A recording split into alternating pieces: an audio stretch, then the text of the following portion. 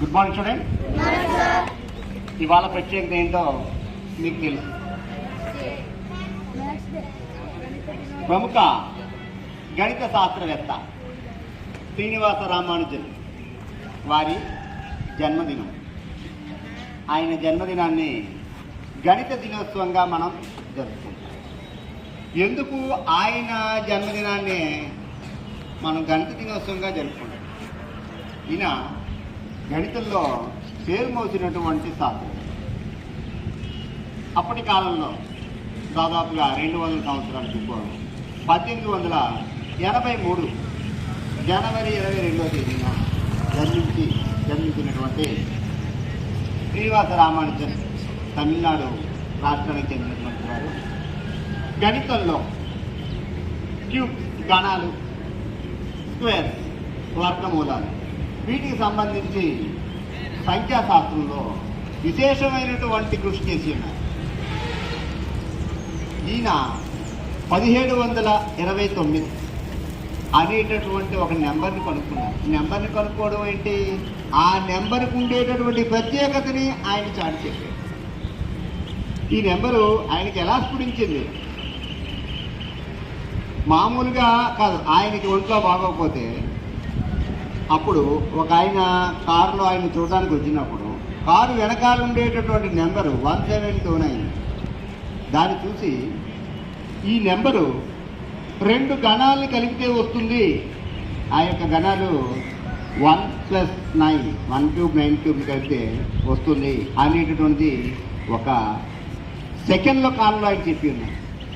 అంతటి అపారమైనటువంటి జ్ఞానం కలవారండి.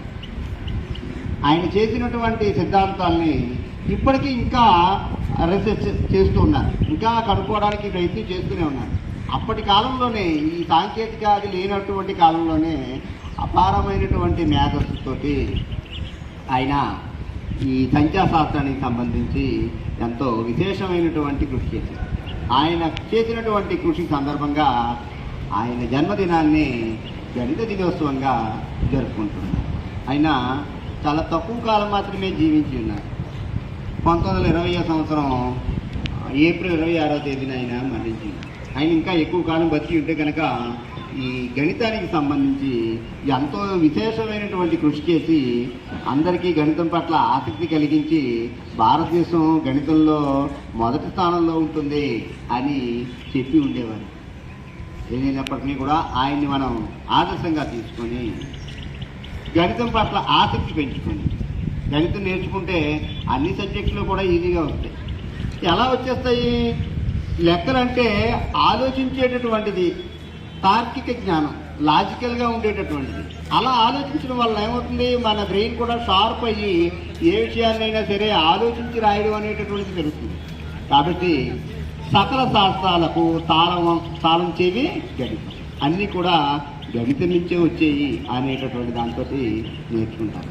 లెక్కలు బాగా చదివినటువంటి వ్యక్తి అన్నీ కూడా అన్నిట్లోనే ముందు ఉంటారు అనడానికి చాలా రకాలైనటువంటి ఉదాహరణలు ఉన్నాయి. కనుక లెక్కల్ని బాగా నేర్చుకోండి. లెక్కలంటే ఏమీ భయం కాదు. అంకెలు వస్తే దాని నుంచి మీకు చాలా వరకు కూడా నేర్చుకోగలుగుతూ ఉంటారు. ఈరోజు ఈ యొక్క గణిత దినోత్సవం సందర్భంగా మధ్యాహ్నం ఒక చిన్న ఎగ్జిబిషన్, మీరు చేసినటువంటి గణితానికి సంబంధించి ఏంటి ఎక్కాలు, అదేవిధంగా అంకెల్లో ఉండేటటువంటి వివిధ రకాలైనటువంటి సంఖ్యలు, అదేవిధంగా సూత్రాలు ఎలా వస్తాయి, వర్కింగ్ మోడల్, ఈ రెండు కలిపితే ఏమిటి వస్తుంది అనేది మామూలుగా చేతి వేలు ద్వారా తీసుకోకుండా ఒక చిన్న ప్రయోగం ద్వారా చేయడం అనేటటువంటి ఇవన్నీ కూడా మధ్యాహ్నం విద్యార్థులు చేసినవి చూడండి. దీన్ని బట్టి ముందు ఇంకా మీకు ఇటువంటివి చేయాలనేటువంటిది ఆర్ట్ అనేది వస్తుంది. ఓకే.